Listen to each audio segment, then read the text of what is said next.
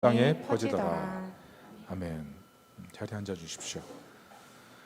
어떻게 풍성할 수 있는가, 이런 제목으로 말씀을 전하겠습니다. 메이저리그 칼럼니스트인 이창섭 씨가 페이스북에 글을 하나 올렸습니다. 그 내용이 참 풋풋해서 여러분에게 전해볼까 합니다. 어느 날 이분 어머니께서 뭘 먹고 싶냐 이렇게 연락이 왔대요. 그래서 생각 없이 육개장 이렇게 대답했답니다.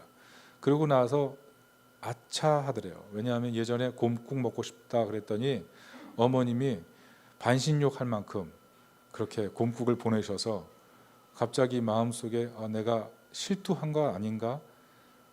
수가 잘못 실투하잖아요. 이런 느낌이 들더래요. 그리고 어머님이 이제 올라오셨습니다. 근데 올라오시는 날 아버님한테 문자가 왔다는 거예요. 아들아, 그동안 내가 육개장 진짜 많이 먹었다. 그 얘기를 들으면서 정말 걱정이 되더래요. 그래서 이제 어머니 도착해서 이제 지하실에 내려가서 이제 짐 들려고 하는데 트렁크를 딱 여는 순간 자신의 실투가 홈런이 됐음을 깨달았다는 겁니다. 그 트렁크에 엄청난 육개장을 보면서 아연실색했다는 거죠. 그래서 일주일 동안 지금 먹고 있는데 양은 줄어들지 않았다. 이런 얘기입니다. 여러분, 그 살면서 어머니의 사랑만큼 마음을 풋풋하게 하고 따뜻하고 풍성하게 하는 게 어디 있겠습니까? 그런데 우리가 세상 살면서 세상이 이렇게 풍성하지 않죠. 우리를 메마르게 하는 일들이 얼마나 많습니까? 그래서 사실 어머니 품이 그리운 거예요. 나이가 들어도 그렇고 항상 어머니 품이 너무나 귀하죠. 살다 보면 너무 스트레스가 많은 거예요. 그래서 잘 웃지도 못하고, 심지어 너무 스트레스가 많으면 울어야 될 때 잘 울지도 못하고 감각이 무뎌지기까지 하는 거예요. 제가 아는 어떤 분은 이번에 사업이 굉장히 좀 어려움에 봉착했던 것 같아요. 그래서 얘기를 하는데 제가 그분 얘기를 들으면서 이렇게 파도가 거세게 계속 반복해서 몰아닥치면 어떻게 견딜 수 있을까, 이런 생각했습니다. 특별히 이제 수능 얼마 남지 않았는데 지금까지 준비한 학생들 그리고 학부모님들 아마 피가 마르는 그런 어려움들이 있을 겁니다. 잘 버티시고 이겨나가길 바랍니다. 제가 이번 주에 어떤 목사님 칼럼을 읽었는데 그 목사님이 그렇게 쓰셨어요. 지금까지 버텨온 시간을 스스로에게 칭찬해 줬으면 좋겠다. 잘 살았다. 그만큼 견뎠으면 잘한 것이다. 여러분, 저희가 이 글을 읽으면서 참 말에 여운이 있었습니다. 아마 우리 성도들도 이 말 들으면 참 울컥하실 분도 있을 것 같은데요. 여러분, 코로나 시국에서 여러분 정말 잘 버티고 계신 겁니다. 정말 수고 많으시고 앞으로도 남은 시간들 잘 이겨낼 수 있기를 축복합니다. 문제는 우리 삶이 우리가 생각하는 것만큼 쉽지 않다는 거죠. 어떻게 하면 풍성한 삶을 살 수 있을까? 그것을 우리가 해결해야 된다는 것입니다. 오늘 본문은 메마름에 처한 사람들을 보여주고 있습니다. 손을 내민 사람들, 그리고 손을 내밀 수 없는 상황에서 손을 내밀음을 받는 사람들, 그런 얘기입니다. 그 가운데 예수님 계십니다. 오늘 본문은 이스라엘의 부활과 회복에 대한 상징과 같은 이야기예요. 한쪽은 죽은 소녀, 한쪽은 혈류병 걸려서 고생하는 여인, 그 두 이야기가 배치돼서 인생의 씨름이 있는 이 두 사람이 어떻게 풍성함을 얻었는지를 보여주고 있습니다. 오늘 18절에 보면 관리가 나옵니다. 마가복음 5장 병행 구절을 보면 회당장 야이로인 것을 알 수가 있는데요. 이 야이로의 딸은 어린 시절부터 아마 투병 생활을 했던 것 같아요. 어떤 프로를 보니까 거기 출연한 연예인이 그런 얘기를 하더라고요. 자기 부모님은 어릴 때부터 자녀들 키우려고 먹고 살기 바빠서 정말 제대로 본 적이 없다. 그런데 사실 크면서 부모의 도움이 너무 많이 필요했는데 그 고생하는 부모님 보면서 한 번도 힘들고 어렵다, 내색한 적이 없다는 거예요. 항상 괜찮은 척 그렇게 살았다는 거예요. 그런데 나이 들어서도 여전히 그렇게 살고 있는 자신의 모습을 보면서 이게 뭔가 싶다는 거죠. 사실 그게 아닌데, 괜찮지 않은데 괜찮은 척 살아오는 게 습관이 돼서 사실은 힘든데 힘들다는 말도 잘 못한다는 거죠. 여러분, 인생이 참 그렇습니다. 그런 일들이 우리를 메마르게 하는 거예요. 그런데 오늘 본문에 보면 야이로의 딸은 괜찮은 척 할 수 없었던 사람이죠. 스스로 신음이 나오는 그런 사람. 아마 사는 게 미안했을지도 모릅니다. 어릴 때부터 보면은 아이들이 무슨 문제 생기면, 집안에 문제 생기면 다 내 탓이라고 생각하잖아요. 내 탓에 저렇게 어려움이 있는 거다. 내 탓 때문에 이런 거다. 그러면서 주눅 들고 심지어는 내가 빨리 사라져야지, 이런 생각도 하지 않습니까?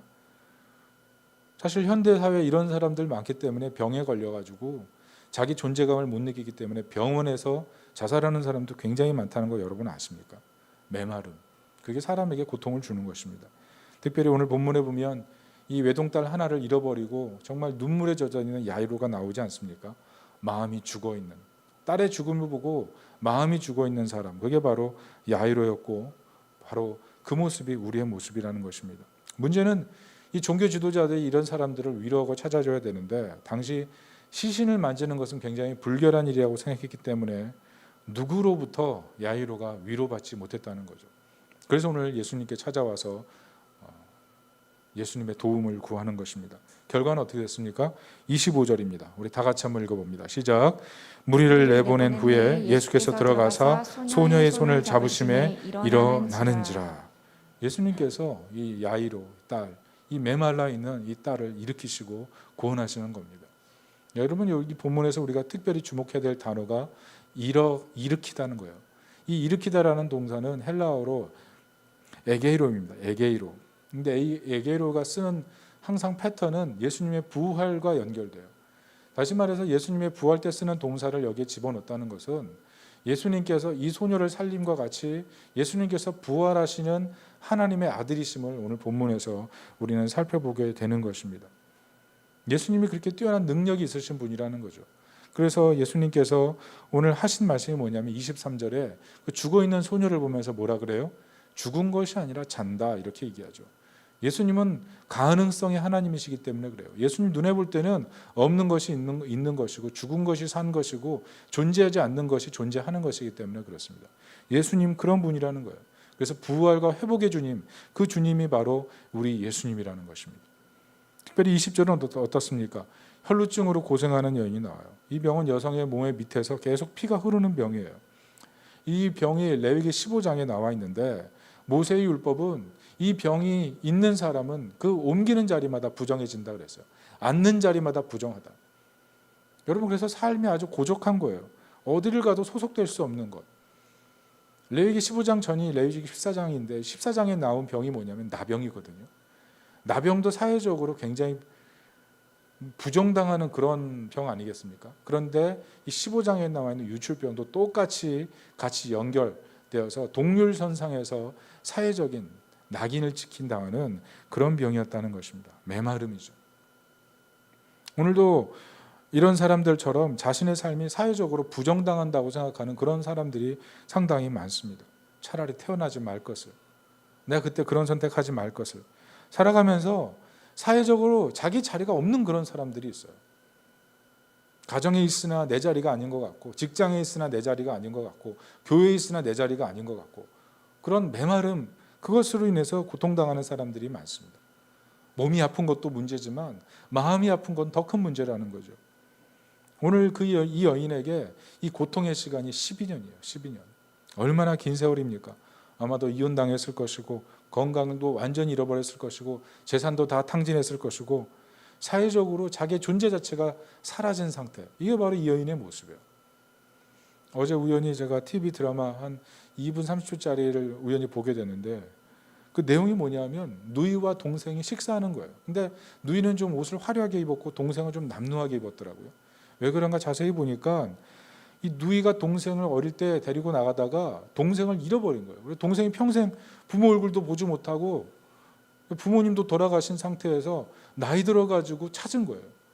그래서 누나가 이 동생을 데리고 와서 식탁을 베풀어 주면서 아주 그냥 한우에다가 구워서 계속 먹이는 거예요. 그러면서 누이가 부모님 사진을 보여줍니다. 부모님 사진이라고. 근데 그것을 보면서 너무 슬퍼하는 거예요. 너무나 오랫동안 보지 못했던 그 부모님의 사진을 보면서 막 가슴에 끌어안고 막 슬퍼해요. 그래서 누이가 밥 먹다 말고 일어나서 그 식당인데도 일어나서 고백을 합니다. 정말 미안해. 내가 그때 너를 잃어버리지 말았어야 되는데. 그래서 그 식당 안에서 서로 막 대성통곡하면서 꺼이꺼이 우는 거예요. 자, 여러분, 인생을 살면서 자기 자리가 없다는 것, 자기 자리를 상실해버린다는 것, 이게 정말로 힘든 것이고 아픈 것입니다. 오늘 본문은 자기 자리가 없는 사람들의 얘기예요. 부정한 사람들의 얘기, 존재 자체로 차별받았던 여성들의 얘기, 질병에 걸려서 그리고 몸이 아파서 사회적으로 잘 존립할 수 없는 그런 사람들의 얘기. 동시에 이 사람들이 얼마나 구원이 필요한 존재인지를 보여주고 있는 거죠. 그런데 사실 이것이 바로 우리의 상태라는 것입니다.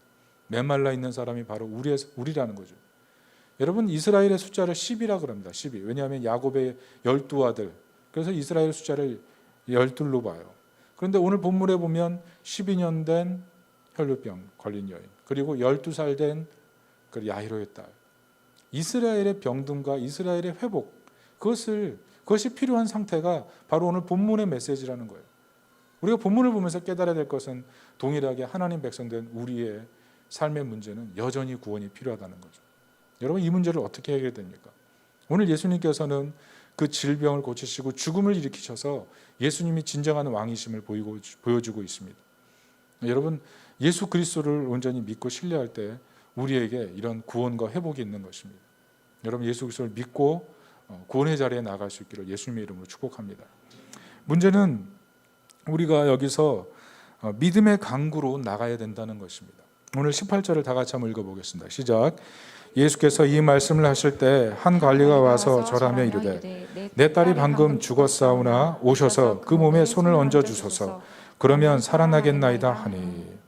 여러분 오늘 회당장 야이로가 주님께 나오는 모습을 주목해야 돼요. 왜냐하면 회당장이라는 것은 그 당시 사회에서 명망 있는 사람입니다. 종교 지도자들과도 친했을 거고 바리새인 여러 가지 영적인 수련을 하는 사람들도 굉장히 친숙한 인물이었을 거예요. 근데 예수님은 그런 사회 속에 오셔서 전혀 다른 하나님이 원하는 메시아의 길로 가시기 때문에 많은 사람들로부터 눈총을 받고 사회적으로 도대체 누구인가 이런 의혹을 받는 상태였습니다. 그런데 그때 오늘 예수님 앞에 나온 사람이 회당장이에요. 회당장. 오늘 18절에 보면 무엇하고 있습니까? 절하고 있어요. 그리고 자신의 죽은 딸에게 시신의 손을 얹어달라는 거예요. 여러분 랍비들의 그 문제는 뭐냐면 자신이 부정당하는 것을 굉장히 불쾌하게 생각했다는 겁니다. 그래서 누구도 시신에 손을 얹으려고 하지 않았어요. 그런데 오늘 이 야이로가 간청하면서 나옵니다. 그런데 그 간청의 태도가 뭐예요? 절하며요. 절하며. 여러분 히브리인들에게서 무릎은 히브리 말로 베렉이라고 하는데 히브리인들에게 무릎은 힘을 뜻하는 거예요. 그런데 이 힘에 상징하는 무릎을 꿇는다는 것은 내 힘을 꺾겠다는 얘기입니다. 내 힘을 꺾겠다. 내 힘을 의지하지 않겠다는 거예요. 무릎을 꿇는다는 것은 하나님께 내 삶을 의탁하고 내 인생의 모든 것이 하나님의 것이다. 이 고백입니다. 그래서 무릎을 꿇는 거예요. 당시 헬라 사회에서는 무릎을 꺾는 것은 노예나 굴욕의 상징이었습니다. 아리스토텔레스 같은 사람 뭐라 그랬냐면 무릎 꿇는 것은 야만인이 하는 행동이다. 이렇게 생각했다는 거죠. 그렇지만 오늘 회당장인 야이로가 예수님 앞에 무릎을 꿇는 것입니다. 왜 그래요? 예수님이 진정한 왕이시고 구원자라는 고백을 그 모습을 통해서 보여주는 거예요. 특별히 이 절하다라는 헬라어는 프로스큐니어로 써 있는데 이 프로스큐니어의 뜻이 뭐냐면 경배하다, 예배하다. 지금 야이로는 그냥 엎드린 것이 아니고 예수 그리스도를 하나님의 아들로 고백하면서 예배하는 그런 행위를 하고 있다는 것입니다. 여러분 기도가 무엇이냐 하면 몸과 영혼이 일치되어 나타나는 현상이에요. 사람의 마음을 몸이 속일 수가 없습니다. 마음에 있는 것을 사람은 행위로 하게 되어 있는 거예요. 기도를 보면 그 사람의 마음을 알게 되어 있어요. 오늘 회당장 야이로는 자신의 무릎을 꿇음을 통해서 예수 그리스도가 얼마나 위대하신 분인지를 고백하며 나아가고 있다는 것입니다. 여러분 고대 세계에서는 그런 말이 있었대요. 악마는 무릎이 없다. 왜냐하면 하나님께 무릎 꿇을 이유가 없기 때문에. 무릎 꿇을 이유가 없기 때문에 무릎이 없다는 거예요. 절대로 하나님께 절박하게 매달리지 않는 거죠. 반면에 하나님께 운명을 맡기고 무릎을 꿇고 기도하는 것은 절대적인 믿음의 표현이었다는 것입니다. 특별히 오늘 이 자리에 여러 가지 문제가 있으신 분들 하나님 옆에 무릎을 꿇고 겸비하여 하나님께 나아가는 하나님 백성이 되시기를 바랍니다. 혈루병 여인도 오늘 보면 어떻습니까? 20절과 22절을 다 같이 한번 보겠습니다. 같이 읽어봅니다. 시작. 12해 동안이나 혈루증으로 앓는 여자가 예수의 뒤로 와서 그 겉옷가를 만지니 이는 제 마음에 그 겉옷만 만져도 구원을 받겠다 함이라. 예수께서 돌이켜 그를 보시며 이르시되 딸아 안심하라 내 믿음이 너를 구원하였다 하시니 여자가 그 즉시 구원을 받으니라. 여러분 당시 하혈은 이혼 사유에 해당되기 때문에 이혼당하고 정말 메마른 마음으로 여인이 있었을 것입니다. 아무리 생각해도 이 부정한 자신이 사람들 많은 데서 예수님 앞에 나가 도움을 구하는 것 자체가 굉장히 불안했을 거예요. 그렇지만 반면에 이 기회가 날아간다면 나는 도저히 구원받을 수 없다는 그런 절박함이 있었을 것입니다. 그래서 어떻게 하는 거예요? 사람들 틈을 헤치고 가서 예수님의 옷깃을 잡은 거예요. 그런데 학자들은 얘기하기를 유대인들의 그 겉옷은 그냥 끝이 아무것도 없는 것이 아니라 끝에 옷술을 달았다는 겁니다. 이렇게 동그란 옷술을 달아서 아마 여인이 잡은 것은 그 옷술이라는 거죠. 그 옷술을 잡으면 사실 뭐 누가 느낄 수가 있겠습니까? 직접 옷이 아니잖아요. 달려 있는 거잖아요. 근데 예수님 아시고 고쳐주신다는 얘기예요. 여러분, 그 옷술을 만진다는 건 어떤 의미입니까? 사람이 서가지고 옷술을 만질 수 있습니까? 팔이 그렇게 길어요? 그거 않잖아요. 그러니까 이 여인은 어떻게 했냐면 많은 사람들 틈에서 보이지 않게 뒤로 굽신굽신 따라가다가 무릎 꿇고 그 옷술을 만졌다, 이렇게밖에 얘기할 수가 없습니다. 무엇이에요? 바로 예배 행위를 한 거예요. 당신이 진정한 구원자고 내 인생을 바꿀 수 있는 유일한 하나님이십니다. 이게 바로 여인의 고백의 몸짓이었다는 것입니다. 오늘 그래서 예수님께서 그 여인을 보고 하시는 말씀이 무엇입니까? 안심하라, 딸아, 내 믿음이 너를 구원하였다. 여러분, 우리가 하나님 앞에 이런 절대적인 믿음을 가지고 기도할 때 주님께서는 우리에게 꼭 응답하시고 은혜를 주시는 것입니다. 특별히 오늘 예배드리는 분들 중에 삶에 여러 가지 문제가 있으신 분들, 믿음으로 기도하고 주님으로부터 따라 안심하라, 내 믿음이 너를 구원하였다, 이 말씀 들을 수 있기를 예수님의 이름으로 축복합니다. 본문이 깨닫게 하는 것이 무엇이냐 하면 부름받은 자는 많아도 택함받은 자는 적다는 거예요. 결국 우리가 믿음으로 나가야 된다는 것을 말합니다. 예수님 주위에 사람들이 많았어요. 그러나 고침받은 사람은 혈루병 여인 한 사람이었습니다. 죽은 야이로 딸 옆에 사람들이 많았습니다. 그런데 예수님 다 물리치시고 야이로 딸을 살리시죠. 마태가 이 복음서를 기록하면서 이 믿음의 중요성을 강조하기 위해서 이 두 사건 앞에 똑같은 단어를 하나씩 썼는데 그 단어가 무엇이냐면 이두라는 단어예요. 이두. 이두라는 단어의 뜻이 뭐냐면 보라라는 것입니다. 보라. 헬라어로 마태가 이 복음서를 기록하면서 보라 믿음의 기적을, 보라 믿음의 기적을, 믿음으로 기도하고 믿음으로 엎드리고 믿음으로 나아가는 사람에게 이 놀라운 기적이 일어나는 것을 보라, 이두, 이렇게 기록했다는 것입니다. 문제는 뭡니까? 우리가 이런 놀라운 기적의 사건을 보면서 우리가 기도의 자리로 나가지 않는다는 것입니다. 왜냐하면 우리가 너무나 합리성의 바탕을 두고 인생을 살고 있기 때문에 그렇습니다. 문제 보여도 내 의지로 꺾고 나가고 문제 보여도 다른 타겟책을 찾는 것이 더 빠르다, 이렇게 생각하는 것이 우리 현대사회를 살아가는 사람들의 마음이라는 거죠. 이런 합리성을 바탕으로 하는 많은 사람들이 있습니다. 먼저는 초인형의 사람들. 인생은 어차피 적자생존이니까 기도할 시간에 난 일하겠다, 그런 분 많지 않습니까? 다가오는 게 뭐예요? 성취감이에요. 열심히 일해서 만족감을 누리는 것, 그 기쁨이 있어요. 자기가 뭔가 열심히 해서 사다리 하나씩 하나씩 정복하고 나가는 엄청난 기쁨이 있다는 것입니다. 그런데 어떻습니까? 살면 살수록 자기가 이 사이클 안에, 이 조직 안에 하나의 부속품 같은 느낌이 드는 거예요. 열심히 직장에서 일했어요. 그런데 직장에서 자기 하나 빠져도 직장에 아무 변화가 없는 거예요. 그런 느낌, 나의 존재감 없음, 나는 아무것도 아니구나, 그런 생각이 든다는 겁니다. 두 번째는 관망형의 사람들이 있어요. 기도가 중요하다는 거 알아요. 그렇지만 합리적인 태도로 살고 싶기 때문에 기도하는 것 그 자체를 조심한다는 거죠. 영적인 타자로 살고 싶은 거예요. 교회는 다니지만 기도 속에 들어와서 자신의 이성, 자신의 어떤 감성이 하나님으로부터 통제되고 하나님으로부터 바뀌는 것 자체가 두려운 거예요. 결국 하나님의 선하심을 온전히 신뢰하지 못하는 거예요. 관망형. 그래서 예배를 드려도 구경하는 거예요. 기도하고 삶이 바뀌려고 노력하는 사람들을 보면서 어디 바뀌나 보자, 계속 관찰하고 있는 거죠.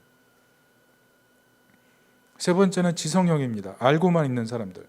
기도에 대해서 분명히 알아요. 지식이 있습니다. 그러나 깊은 기도에 나가려고 하진 않아요. 하나님과 끊임없이 교제하려고 하진 않아요. 지식형의 사람들입니다. 또 하나는 실속형의 사람들이에요. 내 마음에 맞을 때만, 예배 드릴 때만, 사람들이 기도할 때만, 중요한 일이 있을 때만, 내 삶에 정말 문제가 해결돼야 될 때만, 그때만 기도하는 사람들. 그리고 마지막으로는 실망형의 사람들입니다. 어떤 일이 있어도 기도하지 않으리라. 내게 주신 이 고난과 절망을 볼 때 하나님은 없다, 하나님은 나를 돕지 않는다, 그 실망이 너무나 가슴에 사무쳐서 더 이상 기도하지 않는 거죠. 이런 합리성의 바탕을 둔 삶이 사실 우리를 굉장히 하나님과 멀어지게 만듭니다. 그런데 최근에 노벨 경제학상을 받은 예일대 교수인 로버트 실러 박사님이 참 흥미로운 얘기를 했어요. 이분이 무슨 말을 했냐면 합리적인 판단은 인간의 상상에만 존재하는 것이다. 사실 인간 사회를 바꾸는 것은 내러티브다, 그런 얘기를 했어요. 정치, 경제, 사회를 돌리는 것은 내러티브라는 거죠. 여러분, 합리성을 따라갑니까? 아니면 내러티브를 따라갑니까? 이번에 미국의 대통령이 바뀌었는데 그 전 대통령이 트럼프였어요. 트럼프 대통령이 힐러리하고 싸웠는데 여러분, 힐러리가 훨씬 더 합리적인 얘기를 많이 했습니다. 그리고 훨씬 더 트럼프보다 똑똑했습니다. 그런데 사람들은 힐러리를 선택하지 않고 트럼프를 선택했어요. 왜냐하면 트럼프가 그런 얘기를 했거든요. 미국이 다시 위대해져야 된다. 내러티브를 얘기한 거죠. 사람들이 그 마음에 혹한 거예요. 그래, 우리 미국이 다시 강대해져야 돼. 다시 자리를 찾아야 돼. 이런 마음을 가지고 다 트럼프를 찍었다는 거죠. 여러분, 우리가 합리성을 추구하지만 사실 우리는 합리적으로 살지 못합니다. 내러티브가 더 우리를 관장할 때가 많아요. 쓸모있게 살아야 돼. 인생은 한 번이야. 너무 몰입하지 말라. 아는 것이 힘이다. 내 필요에 반응해야 돼. 그게 진짜 행복이야. 사실은 합리성으로 살지만 합리성으로 잘 못 살면서 합리가 중요하다고 생각하는 것, 그게 우리의 모순이라는 거죠. 문제는 오늘날 이런 합리성을 바탕으로 살아가는 사람들이 너무나 실망해서 산다는 것입니다. 청교도 플라벨 목사님이 계세요. 그분이 이런 말을 했습니다. 주님이 응답하신다고 해서 기도했네. 그런데 나를 절망으로 몰아갔다네. 이게 사실 믿음에서 위축되는 많은 사람들의 고백입니다. 하나님, 나를 거부하셨다. 예전에는 고난이 와도 주님의 뜻 이루소서 이렇게 고백했는데 임계점이 있는 거예요. 임계점, 티핑 포인트. 어느 순간 확 무너지는 거예요. 불평이 나오는 거예요. 어떻게 이럴 수가 있나. 그리고 고백해버리는 거죠. 대충 살자. 기도해도 별거 변화 없다. 믿음 생활해도 별거 변화 없다. 예배 드려도 그냥 그거다. 그래서 뭐 점점 안 나가게 되고 점점 안 하게 되고 점점 신뢰를 잃어버리게 되고 나중에 대충 하는 거예요. 대충. 기회 있으면, 시간이 있으면, 마음 움직이면 그렇게 살아가는 거죠. 고난에 대해서 부정적인 생각을 떨치지 못해요. 자신의 삶에 일어났던 그 부정적인 사건 그 하나 붙잡고 거기에 집착해서 계속 살아가는 게 만드는 거예요. 계속 그것만 붙잡고 살아가게 만드는 거예요. 부정적 사고 그 사건 하나로 인생 전체를 날려버릴 만큼 그렇게 살아가는 거예요. 망각과 현실 집착. 그게 사실은 합리성을 가진 현대인들의 문제고 신앙인들의 문제입니다. 결과가 뭡니까? 믿음의 위기 상태예요. 하나님 신뢰하지 않습니다. 그 마음 깊이 하나님이 존재하지만 하나님을 향해서 기도하지 않습니다. 그게 우리 모두의 문제라는 것입니다. 그런데 우리가 성경을 보면서 깨달아야 할 것이 있습니다. 성경 욥기에 보면 욥을 고통 가운데 민 것은 하나님이 아니셨습니다. 그것은 사단이었습니다. 고난이 올 때 조심할 것은 우리는 하나님께 모든 책임을 돌리려고 하는 태도, 그것을 조심해야 됩니다. 세상의 무질서가 무조건 하나님 탓이라고 생각하는 것, 그것은 굉장히 위험한 태도라는 것입니다. 욥의 고난에 하나님이 부분이 있습니다. 그러나 실제로 욥을 망가뜨리는 것은 사단이었다는 거죠. 여러분, 사탄이 하는 일의 특징은 늘 헛다리를 짚게 만드는 거예요. 여러분, 셜록 홈즈 이 추리소설 다 읽어보셨습니까? 시리즈로 최근 완역돼 가지고 또 나왔는데요.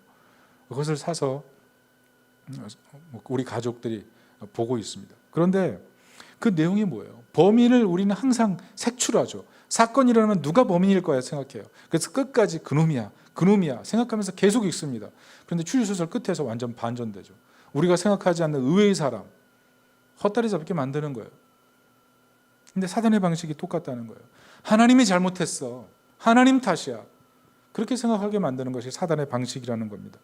그런데 하나님 목적은 뭐예요? 우리를 통해 하나님을 영화롭게 하고 우리를 영광스럽게 하고 아름답게 만드는 거예요. 우리 존재의 가치를 바꿔주는 거예요. 사랑스럽게 만들어가는 거예요. 가치 있게 만들어가는 거예요. 그게 하나님 방식이라는 겁니다. 그런데 사탄은 사람들로 하여금 우리에게 절망을 심는 목소리를 더 마음속에 받아들이게 만들죠. 특별히 욥의 부인처럼 하나님을 욕하고 죽어라. 모든 것은 하나님 잘못이다. 왜 그렇게 편안하게 있니? 차라리 절망해라. 차라리 하나님을 욕해라. 떠나버려라. 범인이 사탄인 거예요. 결국 우리가 하고 있는 일은 현대사회에서 내 합리성을 믿으면서 점점 의심에 빠져가고 있는 거예요. 망각하고 집착하고 내가 더 옳다고 생각하고 버리지 않아요. 우리는 두 가지를 같이 믿는 거예요. 내 합리성과 하나님의 존재를 같이 믿고 있는 거예요. 결과는 하나님께 점점 멀어지는 겁니다. 기도하지도 않고 엎드리지도 않고 손을 내밀지도 않고 삶의 문제는 그대로 있고 내가 해결할 수 있는 것처럼 생각하고 어떻게 됩니까? 어떻게 이 문제를 해결해야 되나요? 오늘 성경은 이런 우리의 상태를 아시고 먼저 하나님께 찾아가서 우리를 풍성하게 만드신 분이 있다고 얘기합니다. 먼저 엎드리시고 먼저 손을 내미시고 손을 내밀 수 없는 사람의 손까지 손을 내밀어 잡아주신 분, 그분이 예수님이라고 오늘 우리에게 말씀하고 있는 것입니다. 예수 그리스도 안에서 우리가 온전히 그분의 공로와 은혜 속에 회복될 수 있다는 것입니다. 요한복음 10장 10절을 다 같이 한번 읽어보겠습니다. 시작.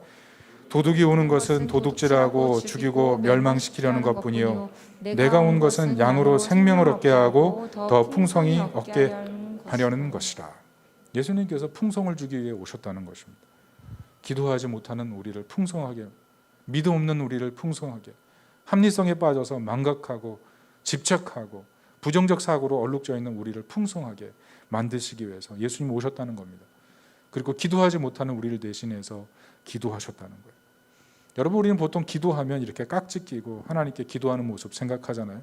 근데 이 모습이 유럽 봉건주의 시대에서 비롯된 태도라고 합니다. 영주에게 봉토를 받는 사람은 영지를 하사받으면서 자신의 두 손을 영주의 손에 얹었대요. 여기에서 깍지 낀 기도가 시작됐다고 합니다. 자, 깍지 낀 손을 가지고 영주의 손에 맡기는 거죠. 무슨 말이에요? 제 손을 당신의 손 안에 두으니 우리의 삶을 붙들어 주세요. 우리를 감싸 주세요. 보호해 주세요. 나는 당신에게 충성하겠습니다.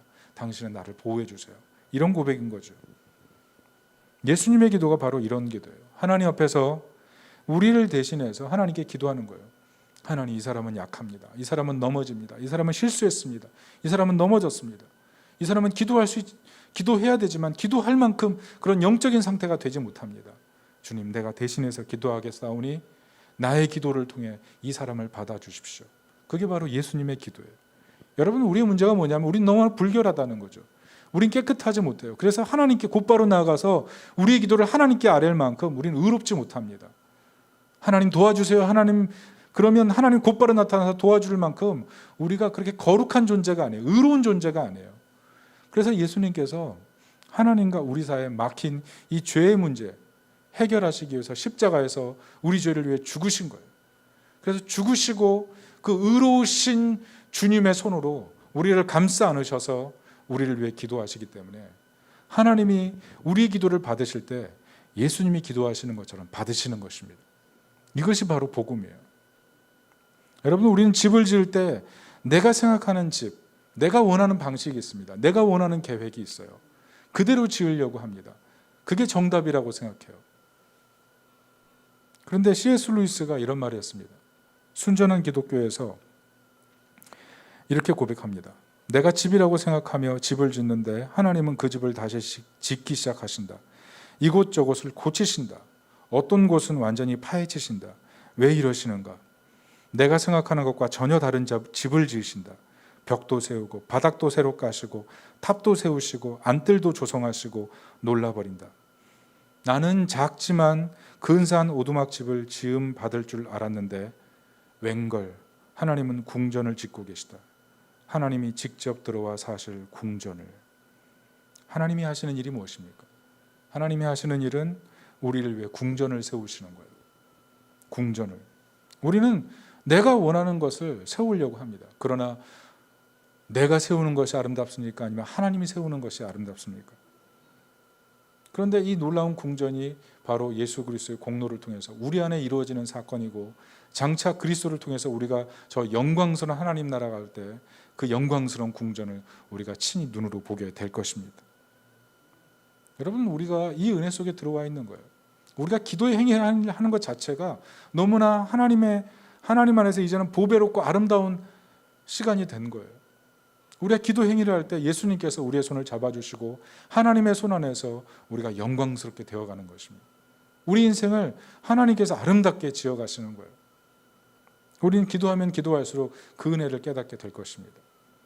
그러므로 이 은혜를 아는 사람들이 어떻게 해야 되겠습니까? 다시 회복해야죠. 하나님을 신뢰하고 내 합리성을 기초로 신앙생활하는 것이 아니라 그리스도의 공로를 힘입어서 하나님께 나아가는 거죠. 나는 공로 없으나 그리스도의 공로를 의지해서 나아가오니 나를 받아주시옵소서. 여러분, 우리는 생각보다 더 죄인이고 우리는 생각보다 하나님이 우리를 더 사랑하십니다. 이것을 알아야 돼요. 우리는 어떤 문제만 세우면 어떻게 이러실 수 있나? 은혜를 다 잊어버립니다. 그리고 그 부정적인 생각에 집착해서 그냥 하나님께 기도하는 것 자체도 우습게 느껴져 버리죠. 우리는 생각보다 더 죄인이에요. 그런데 하나님이 하시는 일은 우리에게 궁전을 준비하신 거예요. 우리는 생각보다 너무나 사랑받은 존재라는 것입니다. 그리고 기억해야 돼요. 예수님께서 우리 때문에 고통당하셨다는 것을 기억해야 됩니다. 예수님께서 우리를 품으실 때 우리의 가시까지 품으신 거예요. 우리의 약점까지 다 품으신 거예요. 여러분, 인류 전체의 가시를 예수님 다 짊어지셨습니다. 여러분, 가시 하나만 해도 아픈데 전체의 가시를 짊어지셨으니 예수님 얼마나 힘드셨겠습니까? 예수님 겟세마네에서 3번이나 하나님께 기도했습니다. 이 잔을 옮겨주시옵소서. 그 가시가 아프셨어요. 그 가시가 고통스러우셨다고요. 그런데 하나님의 뜻은 거절이었습니다. 예수님은 사탄의 사자에게 이끌려 십자가로 끌려가셨고 약함으로 죽으셨어요. 가시에 찔리셨고 대못에 박히셨고 십자가에 꽂히셨어요. 그게 바로 예수님 모습이에요. 그런데 예수님께서 그곳에서까지 우리를 위해 기도하시고 우리를 사랑으로 품으셨기에 우리는 하나님께 늘 언제나 연락받는 그런 하나님 백성이 된 것입니다.